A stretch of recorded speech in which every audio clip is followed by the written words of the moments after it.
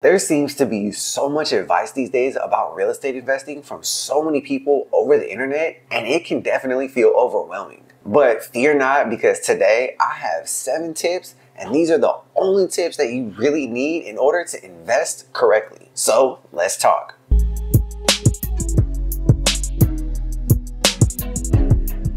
When trying to learn something or succeed or get better at something, it can be difficult to learn exactly what you need. But then why do so many people fail at real estate or make it way more complicated than it actually needs to be? Well, that's exactly why I decided to give you some tips to help you succeed, no matter if you've been doing this for years or if this is your very first investment. And that's where my very first tip comes in at. Don't get stuck in the past. And let me explain. I hear this all the time, especially working with what I do with real estate from a lot of people. I've been doing this for so many years. I know what I'm doing. Tell me you've heard that before. And that is such a horrible statement to make, because it almost makes it seem like there's nothing else you could ever learn. And to be completely honest, you could have been doing something wrong for that many years. Real estate is no different. It is an ever-changing market. The demand is always going to be super high.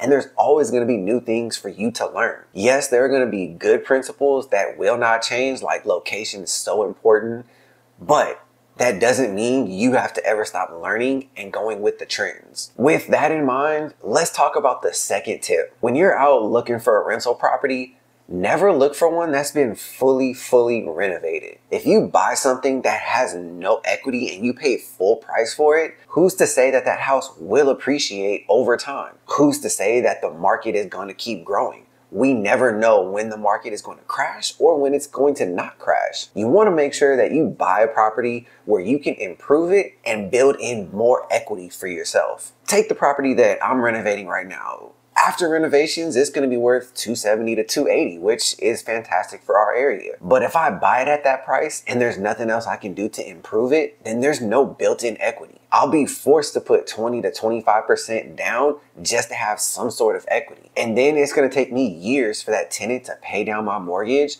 for me to have even more equity. But buying it for cheap and when it's in shambles is the best way to go, because you can buy something cheap, put some money into it, be in it for way less than it's actually worth, and there's your equity. With the addition of cash flow and appreciation, in a few years, you'll have way more equity than if you bought it at full price. Another huge part of this is location, location, location.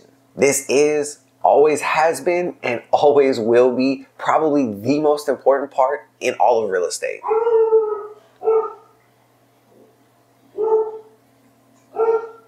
I guess there's someone at the door. One of the absolute worst things you could ever do is buy a house that's in a bad location. It doesn't matter how nice the house is. It doesn't matter how much equity you may or may not have. If it's in a bad location, you'll not be able to find renters, and it may take forever to sell. If you're in an area where there's no good schools, no hospitals, the job market is bad, the economy is bad, then you're just asking for a disaster. One good thing you can do is work with your local agent if you're not familiar with that area. There's nothing wrong with calling up a local agent and saying, hey, this is what I'm looking for, help me find the best deals. Another mistake that I see a lot of people doing, even experienced investors, is they will overpay for a property. They'll put in an offer on a house and it doesn't get accepted because someone else has a higher offer, and they let their emotions get the best of them because they really want this house. And to all you new investors out there, never ever let your emotions get in the way of you making a rational decision, especially when it comes to how much you're paying for a house. Somehow, new investors, they think that if they overpay for a property or they get this house over another person,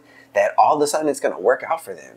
It is not true. Here's a scenario. You overpay for a property by $25,000, and then in a few months, that area, something happens where the value just drops. You could end up what's called upside down on a property, where you actually owe more than the house is worth. And let me tell you, banks do not like that. Another thing that could happen is in a few years, if you go to sell your house and you haven't made enough equity, the closing costs, the commissions, all that kind of stuff is going to eat up any profit you may have had, and you'll definitely lose money. Speaking of your money, know all of your expenses before you buy any kind of property. If you go into a property knowing you need a new roof, your electrical wiring is not up to code, new flooring, new paint, basically a new house, and you don't plan for that, what's going to end up happening is you're going to end up spending way more money than you planned, and you're going to end up upside down, which I just said is never a good thing. And this goes for no matter if you're trying to buy a house and sell it or if you're trying to buy the house and hold it. You need to know exactly where your money is going to go.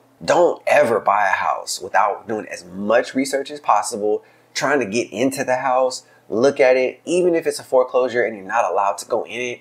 Do as much research as you possibly can to know the layout of the house, square footage, try to get pictures of current condition, as much research as you possibly can. A little side tip on this, if you can set aside an extra 5 to 8% after you have your estimates just for when things go wrong, I promise you it'll save you so many headaches in the future. Speaking of things that you need to replace, if you plan on keeping this house as a rental, don't get too personal when making selections for like flooring and paint colors. This is not going to be the house that you're going to live in, so it doesn't have to meet every single need that you want. You want to make sure that you make selections that are neutral. You want most people to like these things. You want someone to come into your house and say, you know what? I can live here because what I've chosen as my furniture, my pictures will work in this house. You are trying to get as many people to like and be interested in your house as possible. Now, I'm not saying don't add color, don't add things to make it look nice. Just don't get too specific. Things like crazy custom colors or super custom over the top things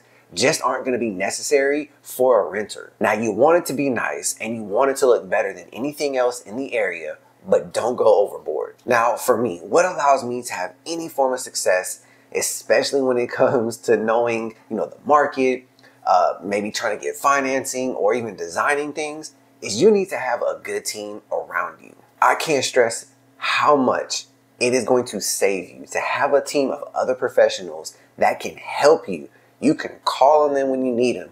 You can say, hey, I need help with this. Can you help me design that? It's going to save you so many headaches in the future. Having people to call like contractors, plumbers, electricians, interior designers, title companies, these are just a few examples of who you should come in contact with. Having them in your corner is going to save you so many headaches. Having this type of a team will make investing in real estate so much easier. I can remember when I first got started, and these are the people that I wish that I knew and immediately have, but it does come with time. Speaking of when I first got started, if you want to learn how I would invest from scratch, starting with nothing, then click on this video right here.